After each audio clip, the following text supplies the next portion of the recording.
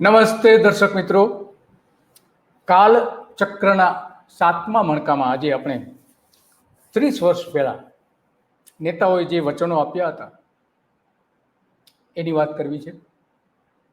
વાત એટલા માટે કરવી છે કે 1995માં ભારતીય જનતા પાર્ટીએ ગુજરાતમાં સરકાર બનાવવા માટે તમામ પ્રયત્નો કર્યા હતા અને સરકાર ત્યાર પછી બની પણ હતી. તો 1996માં જે વચન આપવામાં આવ્યું હતું એ વચન 30 વર્ષ પછી વચન તો આપેલું, પરંતુ એ વચનને પણ ઊંધું કરી નાખ્યું. એટલે કે એના વિરુદ્ધમાં જઈને ભારતીય જનતા પાર્ટી 2025માં કામ કરી રહી છે. તો આ વચન છે, ચૂંટણી વચન હતા અને લેખિતમાં આપેલા, પ્રજાને વચન આપેલા. વાજપેયીની સરકાર હતી, કેશુભાઈની સરકાર હતી, એ સમયે વચન શું હતું? વચન એ હતું કે અમે સત્તા પર આવ્યા પછી હથિયારો જે વેચાય છે એને પકડીશું, આખા દેશમાં એ અંગેનું આંદોલન કરીશું, અભિયાન ચલાવીશું પકડવા માટેનું. પરંતુ 2025માં ઉલટું થયું. 2025માં એટલા બધા હથિયારો પકડાયા કે ભારતીય જનતા પાર્ટીની સરકારે, ગુજરાત સરકારે પોલીસને સૂચના આપવી પડી કે હથિયારો પકડવાનું બંધ કરો, બંધ કરો. આ નેતાઓના વચનો છે અને નેતાઓ કેવું વર્તન કરી રહ્યા છે. ત્યારે 96માં જે કહ્યું હતું એમાં એવું કહ્યું હતું કે અમે આ એટલા માટે કરીશું કારણ કે આતંકવાદ અને હથિયારો, ભલે નાના નાના વ્યક્તિગત હથિયારો હોય તો એ બંને સાથેના સંબંધો છે અને એટલા માટે અમે આ કરવાના છીએ. ચોખ્ખા શબ્દોમાં કહ્યું હતું કે આતંકવાદ હોવાના કારણે આ અમે કરીશું. થયું છે શું? ગુજરાતમાં જે હથિયારો આવી રહ્યા છે, હથિયારો જે આવતા હતા વ્યક્તિગત ધોરણે અને વેચવા માટેના વેપારીઓથી લઈને બધા, એ આ જે આતંકવાદી પ્રવૃત્તિઓ જે ચાલે છે એવા રાજ્યોમાંથી મોટા પ્રમાણમાં હથિયારો આવતા હતા. પરંતુ હથિયારો સામે રાષ્ટ્રવ્યાપી આંદોલન ભાજપે કરવાના બદલે ગુજરાત પોલીસને હથિયારો નહીં પકડવા માટે સંઘવીની પોલીસે સંઘવીએ આદેશ આપ્યો હોઈ શકે છે, બાકી પોલીસ શા માટે બંધ કરે?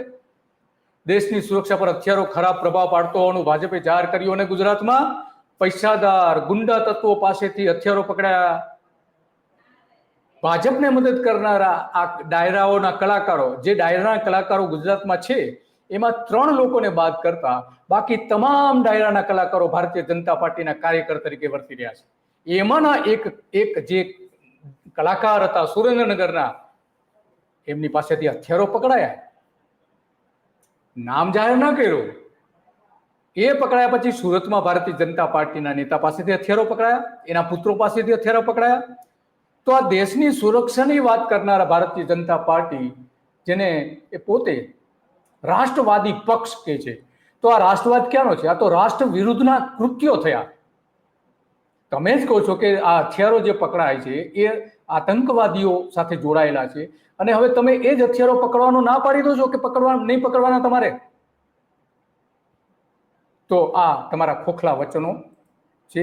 એ જોઈએ આપણે એને વચન શું આપ્યું તે જોઈએ. એ એજન્ડા આપણે જોઈ શકીએ છીએ. જો ભારતીય જનતા પાર્ટીનો એજન્ડા સમૃદ્ધ और शक्तिशाली भारत के लिए चुनाव घोषणा पत्र જે જાહેર કરેલું હતું 1996માં, એમાં હમારા રાષ્ટ્ર, હમારા રાજ્ય, હમારી સરકાર, એના હેઠળ બીજા જ પેજ ઉપર, બીજા જ પાના ઉપર આ સ્પષ્ટપણે લખ્યું હતું કે હથિયારધારી લોકો અને આતંકવાદ વચ્ચે નાતો છે.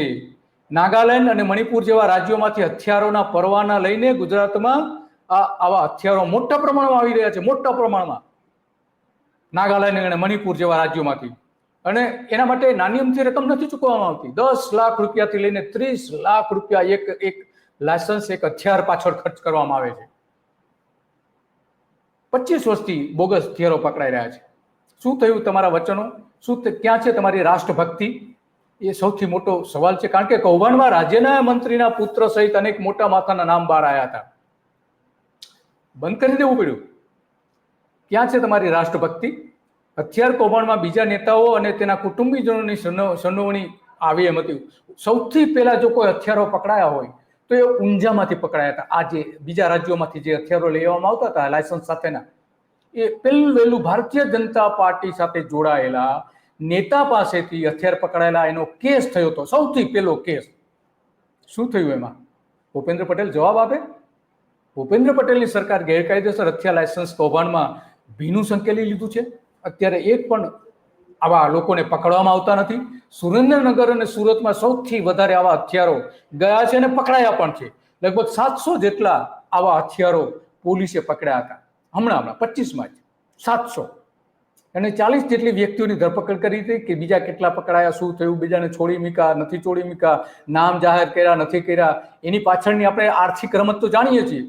એક એક વ્યક્તિને બોલાવીને એની પાસેથી પૈસા પડાવવામાં આવ્યા હતા, અનેક લોકો પાસેથી, અને એના નામ સુદ્ધા જે જાહેર નથી. અને આખું જે કેમ્પેઇન ચલાવ્યું હતું આખા રાજ્યમાં, એ બધું બંધ કરી દેવું. કારણ કે એક મંત્રી પુત્ર, બિલ્ડર, પોલીસ અધિકારીઓના સંતાનોની સરનવણી હમણાં બહાર આવી હતી, અને એટલા માટે આ બધી જ બાબતો એક પછી એક બંધ કરી દેવામાં આવી હતી. સુરેન્દ્રનગરમાં 69 લોકોએ લાયસન્સ અને મણિપુરમાંથી હથિયારના પરવાના મેળવ્યા હતા. નાગાલેન્ડ અને મણિપુરમાંથી 69 લોકો પકડાયા છે. ન પકડાયા એવા તો અનેક છે. કારણ કે સુરેન્દ્રનગરમાં જે 40-45 જેટલા ખાણ માફિયાઓ, મોટા માફિયાઓ જે છે, કે જે આખું તંત્ર ચલાવે છે, એમાંથી ઘણા બધા પાસે આવા હથિયારો છે. અને આ બધી જ બાબતો ત્યારે થઈ હતી ને આખા રાજ્યમાં આ બધા મળીને એક જ વર્ષમાં 108 લોકો સામે પોલીસ ફરિયાદ થઈ હતી.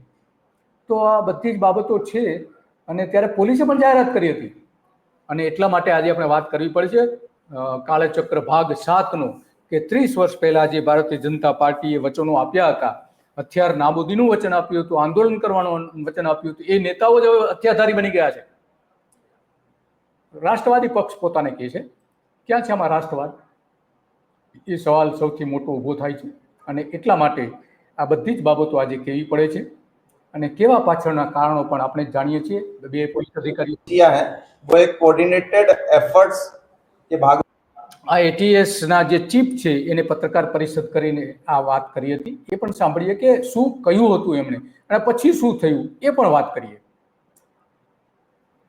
रूप में जो आर्म्स एम्युनिशन है, एनडीपीएस है और इनके जो चलते ऑर्गेनाइज क्राइम नेटवर्क है, इनको ढूंढने का हमेशा प्रयास करती है. इसी संदर्भ में एक बहुत ही अच्छा केस अभी रजिस्टर किया गया है, जिसमें Gujarat ATS, Ahmedabad city crime branch और सूरत सिटी क्राइम ब्रांच के अलावा विभिन्न जिलों की एसओजी भी साथ में जुड़ी है. प्रारंभ में गुजरात एटीएस के डीवाईएसपी श्री एसएल चौधरी को एक इन्फॉर्मेशन मिलती है कि गुजरात के कुछ 6 लोग हैं, जिनके नाम विशाल पंड्या, धोनित मेहता, अर्जुन अलगोत्तर, धैर्य जरीवाला, शैलाभाई बरवाड़ और मुकेश बांबा, ये लोग हैं. ये हरियाणा के कुछ लाइसेंस शॉप ओनर के साथ मिल करके नागालैंड और मणिपुर से गुजरात में इनके जो गैंग्स के दूसरे सभ्य हैं, इनके जो मिलने वाले लोग हैं, उनको लाइसेंस प्रोवाइड कराते हैं और इन विभिन्न दुकानों से जो वेपन है वो परचेज करके दिलवाते हैं. इसके आधार पे विभिन्न टीम्स बनाई गई. गुजरात एटीएस से crime branch, Surat city crime branch, Surat city SOG, Vadodara city, Ahmedabad जुड़ाई. इन लोगों के प्रारंभिक हैं, इनको वेपन दिलवाया है. हमारी जो खानगी इन्वेस्टिगेशन हुई उसमें दूसरे 52 लोगों के बारे में जानने को मिला, जिन्होंने इसी तरह से शंकास्पद वेपन्स इन राज्यों से वेपन लाइसेंस प्रोक्योर करके हरियाणा या किसी दूसरी लाइसेंस शॉप से वेपन परचेज किए हैं. इस तरह से टोटल मिला के ये लगभग 108 शंकास्पद लोगों को एफआईआर में शामिल किया गया है. 7 लोगों को हमने अरेस्ट कर लिया है. इन 7 लोगों के पास से 6 हथियार और लगभग 135 राउंड रिकवर भी करने में आए हैं. Thank you. માળિયા વિયાણા તાલુકાના એક ગામ ચીખલી ગામે મફતિયાપરામાં એક જે મળતા ત્યાં રેડ કરતા આ સલીમભાઈ ત્યાં આગળ આ પ્રકારની પ્રવૃત્તિ કરતા હોવાનું ધ્યાનમાં આવેલ, જેથી તેમની ધરપકડ કરવામાં આવી હતી. આ આખી ફેક્ટરી પકડાઈ હતી, આખી હથિયારો બનાવવાની ફેક્ટરી. ભંગારમાંથી સામાન લઈ આવે અને એમાંથી સ્વયં સંચાલિત રિવોલ્વર છે, બંદૂક છે, એ પ્રકારના હથિયારો. આ સલીમભાઈ તે પોતે યુટ્યુબના વિડીયો જોઈને હથિયાર કેવી રીતે બનાવી શકાય તથા તેનું રિપેરિંગ કઈ રીતે થઈ શકે તે બાબતે પોતે જાતે શીખ્યા હોવાનું જણાવેલ છે. તથા જે તેમાં સામગ્રીમાં જે ગન પાવડર જે યુઝ કરો તો એ ગન પાવડર, ફટાકડાના ગંધક તથા મીઠા બાવળની રાખ એ મિક્સ કરીને તેઓએ આ ગન પાવડરનું જાતેથી જ એક ઉત્પાદન કરેલ હોવાનું જાણવા મળ્યું છે. તથા ભંગારમાંથી ખાલી કાર્ટ્રીજ એની અંદર આ જે ગન પાવડર તથા જે લોખંડના છરા એ બધું મિક્સ કરીને તેના પર જે ચાંદલિયા, જે આપણે દિવાળીમાં જે ટીકડી ફોડીએ છીએ, એ ચાંદલિયાની જે હોય ટીકડી, એને ઇગ્નાઇટર તરીકે તેમાં યુઝ કરેલ હતું. તેમની પાસેથી એક 12 બોર સિંગલ બેરલ બંદૂક, એક વેલ્ડિંગ મશીન, એક ગ્રાઇન્ડર મશીન, એક ડ્રિલ મશીન, આ બધી વસ્તુઓ કબજે લેવામાં આવી છે. તથા તે છેલ્લા 2-3 વર્ષથી આ પ્રકારની પ્રવૃત્તિ કરતા હોવાનું ધ્યાનમાં આવ્યું છે. આ 3 વર્ષથી ત્યાં ફેક્ટરી ચલાવતો હતો ભાઈ, તો પોલીસે હથિયારો કેટલા પકડ્યા? 2 જ માત્ર. 3 વર્ષ સુધી એ ચલાવતો હતો અને ત્યારે જાહેરાત કરી હતી કે અમે 2 હથિયારો એમાં પકડેલા છે. તો આ એક ખરેખર શંકા ઊભી કરે એવી બાબતો છે કે રાજ્યમાં જે રીતે આ બેફામ રીતે લાયસન્સ આપવામાં આવે છે, લાયસન્સના બિન હથિયારો લેવામાં આવે છે, તો જે તમે વચન આપો છો એ વચનનું શું? પ્રજાને વચન આપો છો, વચનનું પાલન કરો અને લોકો એના આધારે તમને મત આપે છે. ગુજરાત પોલીસ કે છે એસઓજીની મોટી સફળતા મળી છે એવું કહે છે, તો ત્યાં કેમ એસઓજીની સફળતા મળ્યા પછી ગુજરાતની રાજ્યની પોલીસો ત્યાં દોડી ગઈ હતી? શા માટે દોડી ગઈ હતી? અને પછી આખું ફિંડલું કેમ વાળી દેવાયું? એક વ્યક્તિને બોલાવીને જેની સામે કેસ નથી કર્યા એ તમે શું કર્યું છે? ત્યાં જઈને કેટલા વહીવટ કર્યા છે? એ સૌથી મોટો સવાલ આજે આવીને ઊભો રહે છે. સોમનાથમાં પણ આ જ રીતે હથિયાર બનાવવાની મિની ફેક્ટરી પકડાઈ હતી. આ પોરબંદરમાં તો 70 હથિયારો પકડાયા હતા. ભારતીય જનતા પાર્ટીના જ નેતા પાસેથી 70 હથિયારો મળી આવ્યા હતા. 48 ગુનાઓ એમની સામે નોંધાયેલા હતા. તો આ જે બધું થાય છે એ ખરેખર ચિંતા ઉપજાવે એવું છે. આટલી મોટી ફેક્ટરી પકડાઈ છે છતાં પણ આ હથિયારો, આટલા મોટા પ્રમાણમાં હથિયારો પકડાયા હતા. આ જોઈ શકીએ છીએ આપણે. આ જે લાયસન્સ છે, લાયસન્સ આપણે જોઈ શકીએ છીએ. ત્યાંનું જે લાયસન્સ આપવામાં આવ્યું છે એ લાયસન્સ આપણે જોઈ શકીએ છીએ. તો આ રીતે લાવવામાં આવે છે હથિયારો. જો એકદમ આધુનિક હથિયારો છે તો ક્યાં ગયું તમારું વચન? એ લોકો હવે પૂછી રહ્યા છે, પણ એનો કોઈ જવાબ તો નહીં જ આપે, આપણે જાણીએ છીએ એમને. અને એટલા માટે આ બધી જ બાબતો આપણા માટે મહત્વની બની રહે છે. અને કારણ કે આજે જે રીતે જે ઘટનાઓ બની હતી એક પછી એકની, તો એમાં સૌથી મોટો સવાલ આજે આવીને એ ઊભો રહે છે કે 25માં તમે શું કરી? 2025માં હથિયારો પકડાયા, કેમ તપાસો બંધ કરી દીધી? ક્યાં ગઈ તમારા વચનો? શું પ્રજાને વચનો આપ્યા હતા તમે? વાજપેયીની સરકારને વાજપેયીએ જે આખા વચનો આપ્યા હતા, ગુજરાતમાં તમે વચનો આપ્યા હતા, એના આધારે કેમ્પેન કરી હતી, અને આ જે બધી બાબતો સામે આવે છે એમાં જ તમે હતા. દેશની સુરક્ષાની બાબત આવે છે ત્યારે કેમ આ બધું તમે આખા દેશમાં એની કેમ્પેન ચલાવો છો? આતંકવાદ વિરુદ્ધ પાકિસ્તાન સામે એની સામે પણ સ્ટ્રાઇક કરો છો 9 જગ્યાએ, 8-9 જગ્યાએ. તો ગુજરાતમાં જે હથિયારો પકડાતા હતા કેમ બંધ કરી દીધા? તમારા વચનો હતા આખા દેશમાં આંદોલન કરવાનું. આંદોલન તો બાજુ પર રહ્યું. શું થયું? પકડાતા હતા એને પણ છોડી દો. એની સામે પણ તમે પગલા નથી ભર્યા. જે પકડાતા હતા એને પણ નથી પકડાયા. શું છે કારણ એની પાછળનું? તો આવા અનેક સવાલો આજે આપણે એની સામે ઊભા છે.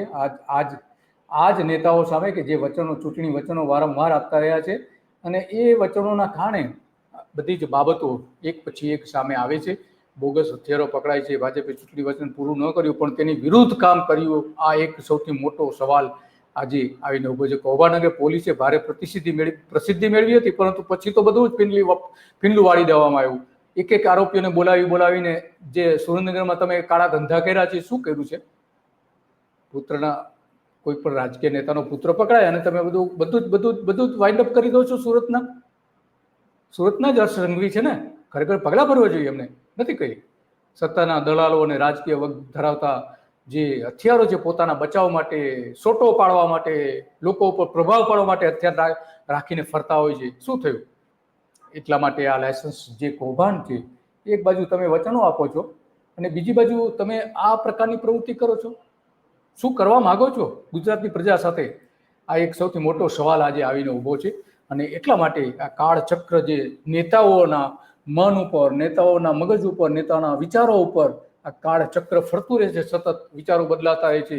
એના કારણે પ્રજા આ કાળચક્રમાં ફસાતી રહે છે. ઇતિહાસ કંઈક જુદું કહે છે, વર્તમાન કંઈક જુદો હોય છે. દેશભક્તિની વાતો કરવાની છે, પરંતુ દેશ વિરોધી પ્રવૃત્તિ કરનારાઓને તમે છોડી રહ્યા છો, કોઈ જ પગલાં નથી ભરતા.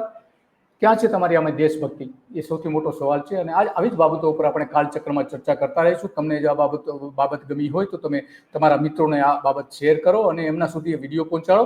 અને અમારી ધ ગુજરાત રિપોર્ટ યુટ્યુબ ચેનલને સબસ્ક્રાઇબ કરો કે જેથી કરીને વારંવાર આપને આ જ પ્રકારના વિડીયો મળતા રહે. નમસ્તે.